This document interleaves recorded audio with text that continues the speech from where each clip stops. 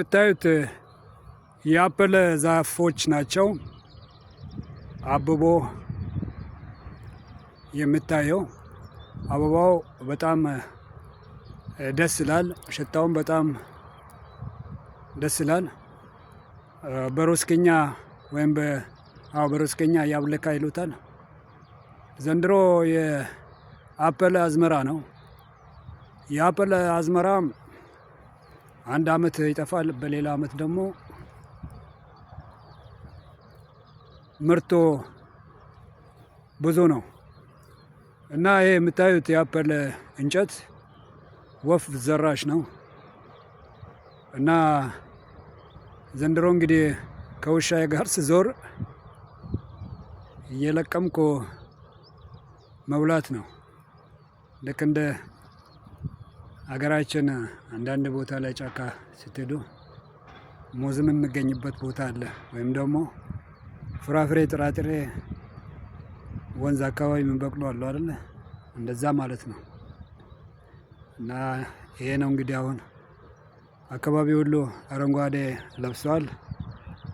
ከፊታቸው የምታየው የእርሻ መሬት ነው። አርሶ እንግዲህ እየበቀለ ነው፣ እያበበ ነው። እና ይሄ ነው እንግዲህ አካባቢው እንዴት ደስ ይላል። የትውልድ ቦታዬን ወሊሶን ያስታውሰኛል። ለዚህም ነው እዚህ መርጬ የገባውኝ እና ትንሽ ዳገታማ ቦታ ነው። ቤላሩስ አብዛኛው ቦታ መሬቱ ለጥ ያለ ነው። እዚህ ግን ትንሽ ኮረብታ ዳገታማ ቦታዎች አሉት እና ለዙረት ለሁሉም ነገር ደስ ይላል። ውሻዬን ተመልከቱ ጎበዝ፣ ሳር ስትበላ ተመልከቱ። እንደ ፍየል ነው የምትበላው ሳሩን። እነሱ እንግዲህ መድኃኒትነቱን ያውቁታል። ሆድ ያጸዳል። እንደገና ደግሞ የኮሶ መድኃኒትም ይሆናል።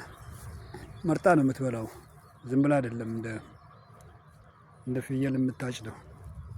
መርጣ ነው ቀጥፋ የምትበላው። እንግዲህ ከእንስሳ ብዙ ነገር መማር እንደሚያስፈልግ ነው።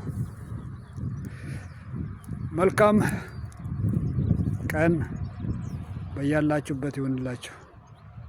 ከማዶ የምታዩት የኛ ሰፈር ነው። እዛ አካባቢ ነው የምኖረው እና ትንሽ ከተማ ነው።